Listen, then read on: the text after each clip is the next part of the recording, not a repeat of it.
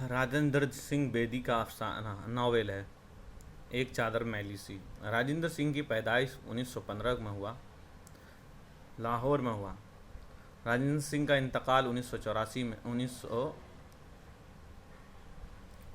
में मुंबई में हुआ।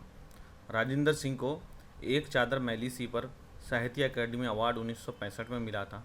राजेंद्र सिंह के बारे में अल्लामा सुरूर ने कहा कि बेदी की कहानी लिखते हैं तो सियासत बिखेरते हैं, न फ़लसफ़ा छांटते हैं, न शायरी करते हैं। उसके अलावा एहतशाम हुसैन ने कहा, उनकी कहानियों में ऐसी खूबसूरत और जानदार घनी हुई है और पुरअसर होती है कि उसके एक एक लफ्ज़ एक एक फ़िक्रे नापे तौले होते हैं। उसलूब अंसारी ने कहा, मवाद और फ़न दोनों एक एतबार से अगर उर्दू के दो बड़े कहानी लिखने वालों का नाम लिया जाए तो एक राजेंद्र सिंह बेदी और दूसरा प्रेमचंद का नाम लिया जाएगा। आलम सुरूर लिखते हैं कि बेदी के किस अफसाने में फ़न अफसाना निगारी के एतबार से कोई कसर नहीं छोड़ी। ये खलीलुर रहमान लिखते हैं। राजेंद्र सिंह बेदी का अफसाना तराशा हुआ हीरा है। आलम सुरूर ने कहा, राजेंद्र सिंह बेदी ईंट पर ईंट रख कर अफसाना तामीर करते हैं। आलम सुरूर ने कहा, राजेंद्र सिंह बेदी थीम के बादशाह हैं। कन्हैया लाल कपूर ने कहा। एक चादर मैली सी 1962 में लिखा गया। एक चादर मैली सी राजेंद्र सिंह का एक लता नावल है। 1960 में शाये हुआ। जामिया में नक़ूश में 2 किस्तों में शाये हुआ था पहली बार। उसके बाद जामिया से 1962 में शाये हुआ। एक चादर मैली सी में कुल 165 सफ़े हैं। एक चादर मैली सी का राम श्याम लाल ने टाइम्स ऑफ इंडिया में इसका तबसरा किया था। चादर मैली सी को हिंदुस्तान और पाकिस्तान दोनों जगह इस पर अब ये बना है, फिल्में बनी। हिंदुस्तान में एक चादर मैली सी पर और पाकिस्तान में मुट्ठी भर चावल से बनी। एक चादर मैली सी का खुलासा अगर देखें तो एक चादर मैली सी किसी गांव में तलुका रानू नाम की एक लड़की रहती थी, जिसके शादी उसके वालिदैन ने अफलास से तंग आकर तलुका नामी शख्स से कर देता है, जो पैसे से यक्का चलाता था, शराब पीता था, जिसके नापसंद उसको रानू नापसंद करती थी, जिसके ताल्लुकात हमेशा दोनों की शराब की वजह से तल्ख रहते थे। तलुका यक्का चलाने के साथ साथ चौधरी मेहरबान दास के लिए भूली भटकी औरतों को बटोर कर लाता था। एक दिन जुर्म के बदले एक जादरन के नामी लड़की के भाई के हाथों कत्ल कर दिया गया। तलुका के कत्ल के बाद उसका छोटा भाई मंगल यक्का चलाया करता था और रानू की शादी मंगल से पंजाबी रस्म के मुताबिक इस तरह हुई कि मंगल रानू के सर पर चादर डाल देता है। अगरचे मंगल समाजी और रसूमी तौर पर रानू को तो अपना लेता है, मगर जिस्मानी और ज़हनी तौर पर नहीं अपनाता है। रानू शराब से सख्त नफ़रत करती थी, लेकिन उसी के बरूए कार वो मंगल को अपना बनाती है, जिस्मानी ताल्लुकात करती है। मंगल को अपनी तरफ पूरी कब्ज़े शराब के ज़रिए ही करती है।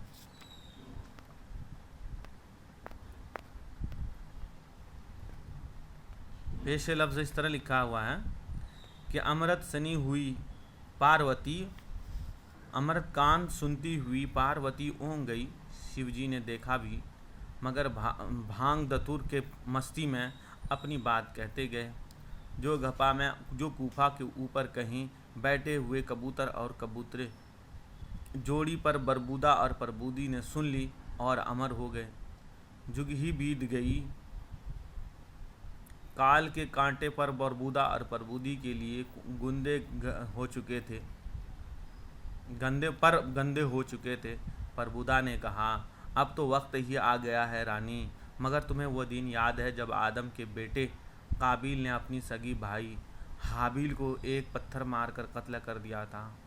महतरी हाँ बोली, एक बेशक्ल सी लड़की के पीछे जो उनकी अपनी ही बहन थी। परबूदा झल्ला उठा, अभी तक तुम्हें मालूम नहीं, मर्द और औरत कुदरत के दो اصول ہیں ان میں ذات اور رشتے کی بات ہی کیا ہے؟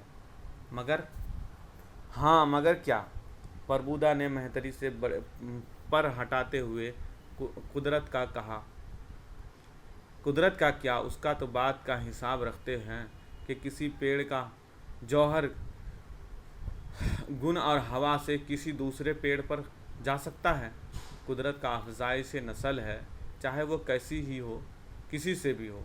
اس وقت پر پربودا اوپر ہزاروں کبوتروں کے بارے میں سوچ رہا تھا جو بے حد کبوتریوں کے بارے میں سوچ رہا تھا جو بے حد حسین تھی کیونکہ وہ فانی تھی۔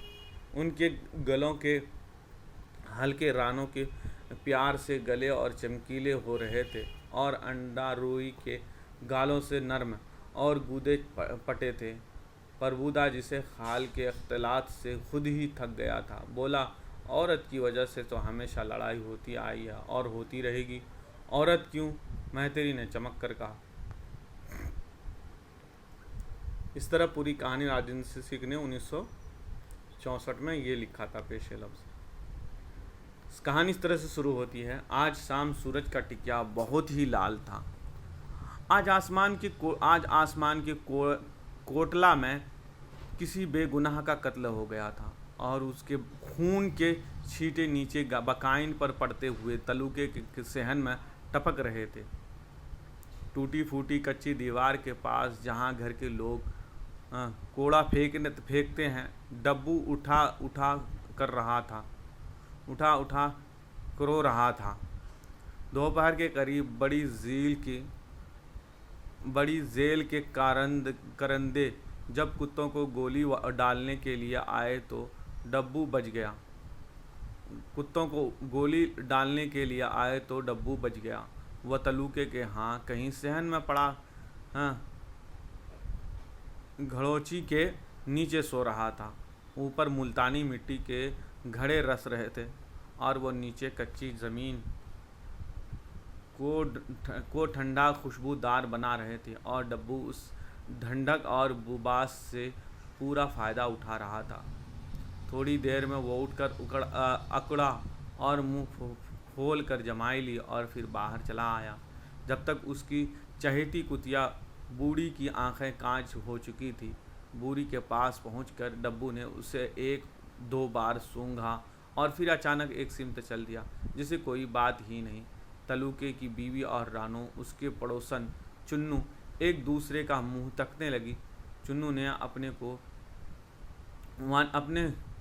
کو والی ناک پر آنکھیں بھری، پھر ایک لمبی سانس بھری اور بولی، ہاں، مرد کی ذات سب ایک سی ہوتی ہے۔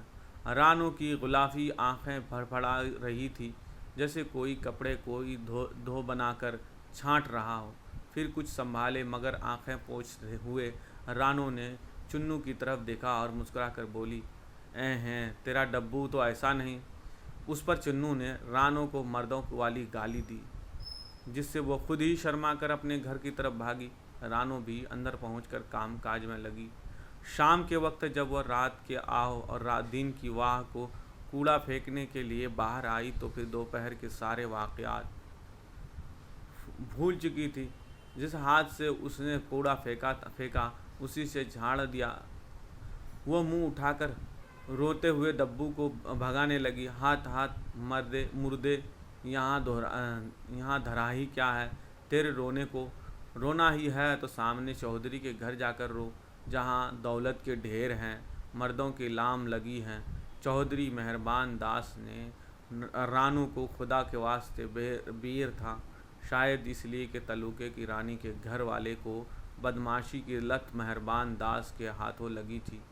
پھر گاؤں کی عورتوں کی تو عجیب بات ہے، اپنے مرد کو کچھ پتہ نہیں، دوسرے کے مردوں کا کھایا اور اس کھایا پیا سب کچھ معلوم ہوتا ہے۔ رانو تلوکے کے بارے میں جب نواب آنے والے گور داس کی بیوی سے سنتی تھی تو جل بھن کر راکھ ہو جاتی تھی، شاید راکھ نہیں کوئلہ، کیونکہ اندر سے رانو بہت کچھ پک چکی تھی۔ تلوکا کا گھر لوٹنا تو اس سے لڑتی، اس سے نوچتی کاٹتی اور پھر وہ خود ہی مار کھاتے ہوئے ایک طرف جا بیٹھتی، سوچتی ایک طرف سے اچھا ہی ہے جو باہری غصہ نکل آتا ہے، اپنا میرے جی کا جنجال تو نہیں ہوتا۔ صرف ان باتوں سے رانو کو تلوکے کے مرد ہونے کا پتہ چلتا۔ وہ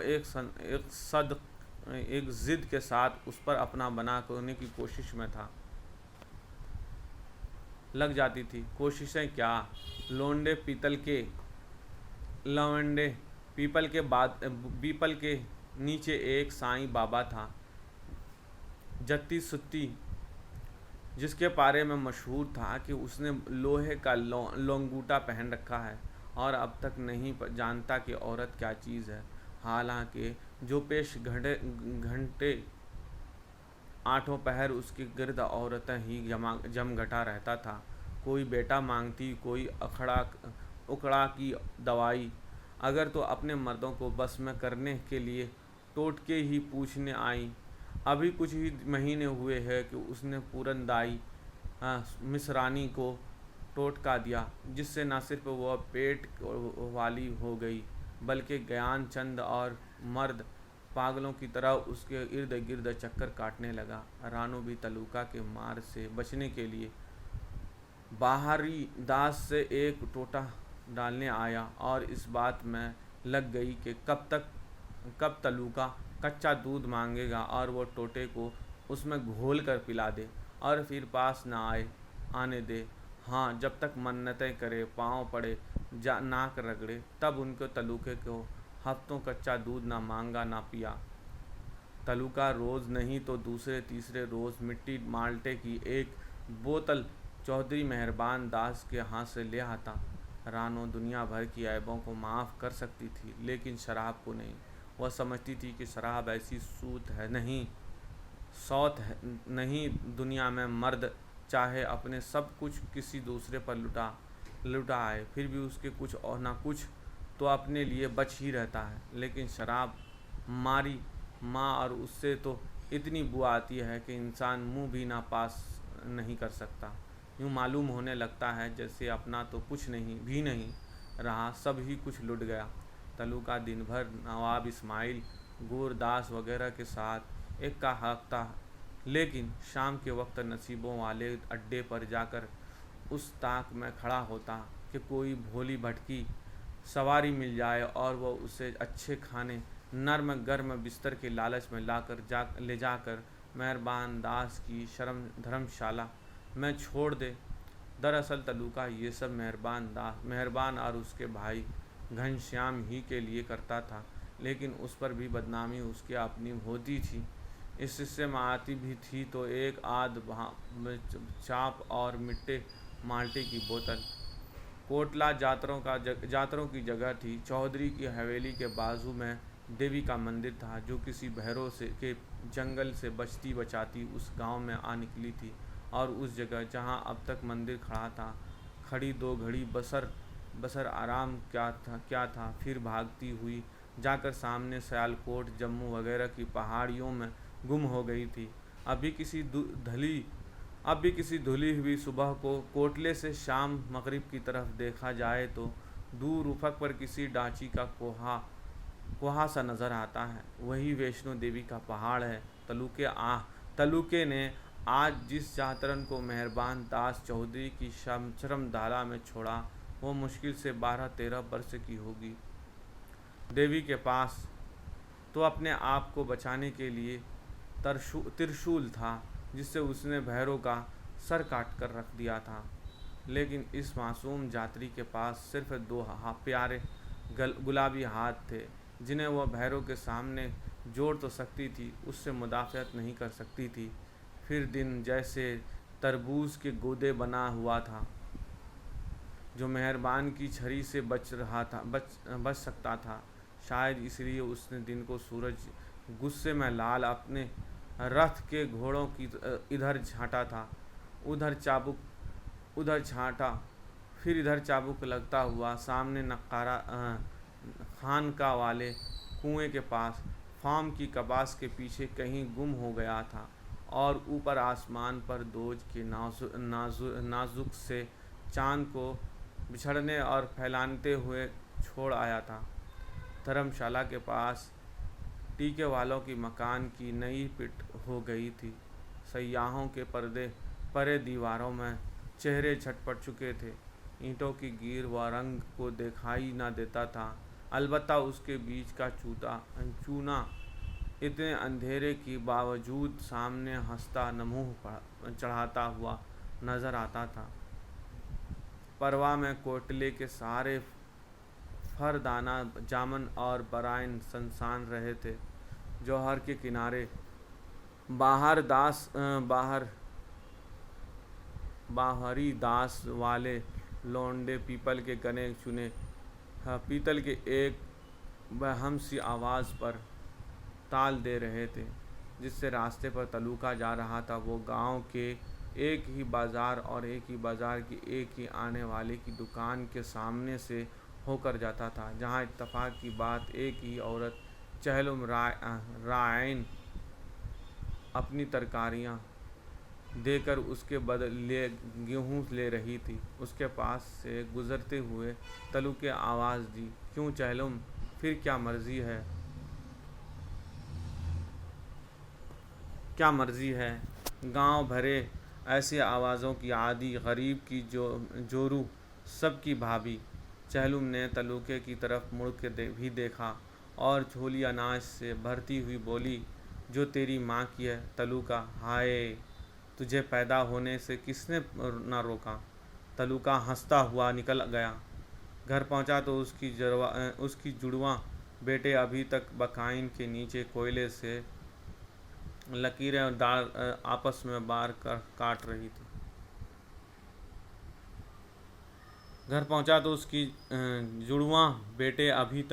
بکائن کے نیچے کوئلے سے لکیریں ڈار آپس میں مار کٹا کھیل رہی تھی۔ ایک نے غلط ہی دوسرے کے کنکری مار لی اور مہابھارت شروع ہو گئی۔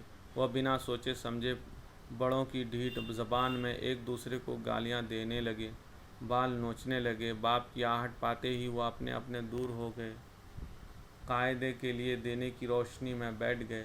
ادھر باپ نے آواز دی، پڑھو، آؤ پڑھو۔ ادھر بچے نے پڑھنا شروع کیا۔ وہ دیکھو الو بولا۔ تلوکے نے معاملہ فہمی کے انداز میں کہا، میں سب جانتا ہوں حرامیوں۔ جس پہ چھوٹا زور زور سے کہنے لگا، بک بک مت کر، اور تلوکہ اس نئی تعلیم کا ایک ناقابل علاج بیماری سمجھ کر ٹیکسٹائل ہو گیا۔ ہر جڑواں بچوں سے بنتے اور سمجھنے سے بڑے پہلوؤں ایک لڑکی تھی، جس کا نام تلوکے اور رانو نے ہمیشہ کی سہولت کے لیے بڑی ہی رکھ دیا تھا۔ وہ دن بھر کام کاج میں ماں کا ہاتھ بٹاتی اور جب کچھ نہ ہوتا تو سب سے چرتے سال بھر کے جموں کی کھلانے لگتی۔ دیر آیا کھیل کے من پکار والی ویل کے۔ وہ محلے کی دوسری لڑکیوں کے ساتھ گیند بھی کھیلتی۔ جب بھی وہ بھیا اور وہی بھابھی کوٹھے اٹھتے، گنا دیر ملیا بھابھو میری پتیلی جہدے تک مچھلی۔ اب ایسی ہی آس پاس کی چیزیں، گنا ویر بھابھی ناک کی مچھلی، لوندہ پیپل توڑ پڑی اس کی باپ کی ماں کی آنکھ سلامڑے پڑ بھی نہ پاوا، توریا جیٹ اس کے ساتھ ابھی